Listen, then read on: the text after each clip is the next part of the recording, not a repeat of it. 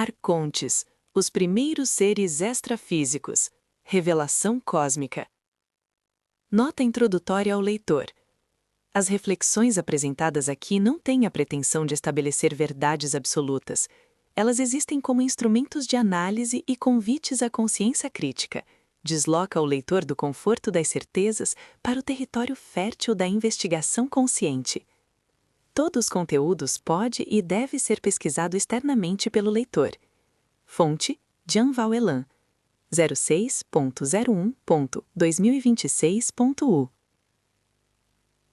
Introdução. Por que compreender isso importa? O ser humano não vive apenas no mundo físico. Ele vive, principalmente, no mundo que cria dentro de si. Pensamentos não resolvidos, emoções acumuladas e identidades rígidas formam estruturas mentais que persistem no tempo, atravessam experiências e moldam a consciência. Este livro apresenta um modelo explicativo que busca responder: por que repetimos padrões? O que são os chamados loops mentais? Como emoções não resolvidas se perpetuam? É possível libertar-se disso em uma única vida? Como se proteger dos obsessores de energia psíquica, arcontes? Capítulo 1. O que são os arcontes? Os arcontes são descritos como governantes ou administradores do mundo material, inteligências ligadas à estrutura da realidade, entidades associadas à ilusão, ignorância ou controle. A palavra arconte vem do grego archon, que significa governante. Como surgiram?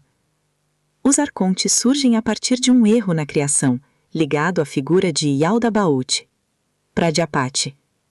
Um ser cria um mundo material sem plena consciência da fonte divina. Esse mundo imperfeito gera seus próprios administradores. Esses administradores são os arcontes. Eles não seriam malignos no sentido humano, mas limitados e ignorantes da realidade superior. Arcontes são descritos como entidades extrafísicas no universo vizinho extrafísico, ou inteligências ligadas a reinos mentais humanos. Eles não criam pensamentos diretamente, eles provocam. Importante, o ser humano é quem produz o conteúdo mental. Por isso, quanto mais reatividade emocional, mais energia é gerada. Como eles se alimentam? Eles se alimentariam de energia densa pesada, emoções densas, medo, culpa, raiva, inconsciência, automatismo mental. Isso significa que sistemas de controle prosperam quando a pessoa não pensa por si mesma, que não questionam dogmas. Capítulo 2. Quais são os alimentos dos arcontes? Arcontes como obsessores que levam pessoas a situações para se alimentar de. Loop mental surge quando 3 elementos se combinam: uma experiência, uma emoção forte, a ausência de resolução consciente, pendências emocionais, medo constante, ódio prolongado, ressentimento, fanatismo, identidade baseada em conflito. Emoções densas, conflitos não resolvidos, repetição mental carregada de afeto negativo, identidades rígidas baseadas em medo, sofrimento, ódio ou apego. Ilusão, manipulação, aprisionamento da consciência, prazer imediato, intelecto material. Onde há paz interior, não há alimento. Exemplo simples: algo acontece, surge raiva, medo ou frustração. A situação não é compreendida nem pacificada. A mente cria uma cópia mental da situação, que passa a se repetir internamente. Esse loop não depende mais do fato real. Passa a existir como realidade psíquica autônoma. Consome energia da consciência. Capítulo 3. O mundo do Ahankara.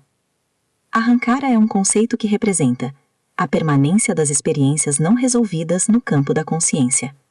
Nada que envolva a emoção intensa se perde, tudo tende a buscar equilíbrio.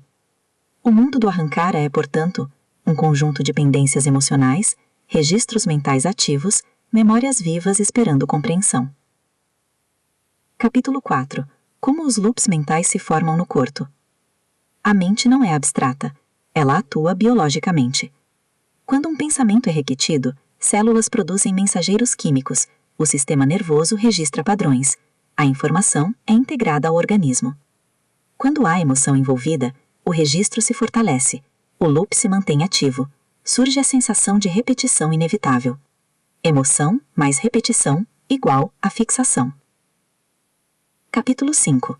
É possível se proteger dos arcontes e corrigir loops mentais antigos? Sim. Loops não se dissolvem por repressão, fuga ou negação. Eles se dissolvem por compreensão consciente. O processo envolve observar sem reagir, compreender sem julgar, sentir sem alimentar a narrativa. Quando a emoção é vista com clareza, o loop perde função. Capítulo 6. Uma vida pode zerar loops de muitas vidas? Segundo esse modelo, sim. Isso ocorre quando o ser humano deixa de reagir automaticamente, abandona identidades rígidas, vive com presença consciente, não se define por ideologias, rótulos ou conflitos, através de respiração consciente constante. Uma consciência lúcida não gera novos loops e começa a dissolver os antigos. Capítulo 7. Como produzir campos mentais saudáveis? O ser humano também pode criar loops mentais positivos que não aprisionam.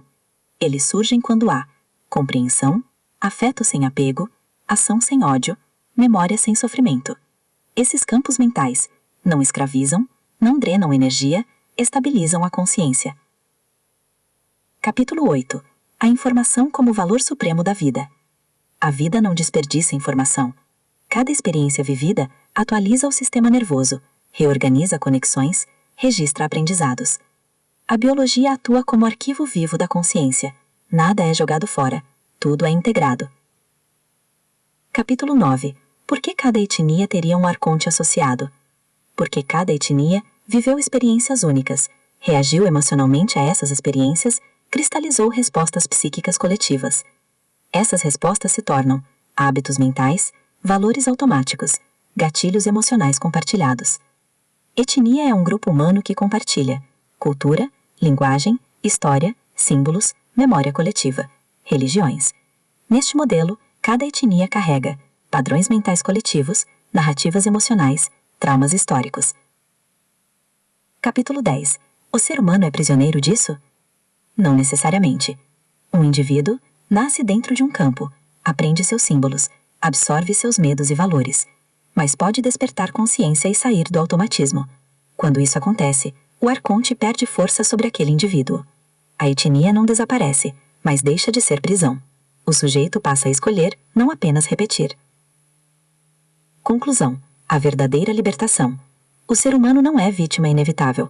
Ele se torna livre quando observa a mente, educa a emoção, abandona rótulos, vive com clareza. O maior ato de libertação é não reagir automaticamente. Quando isso acontece, loops se dissolvem. O mundo do arrancar se pacifica. Não há mais alimento para forças externas. A consciência retorna ao eixo. A libertação não está fora. Está na forma como você pensa, sente e age.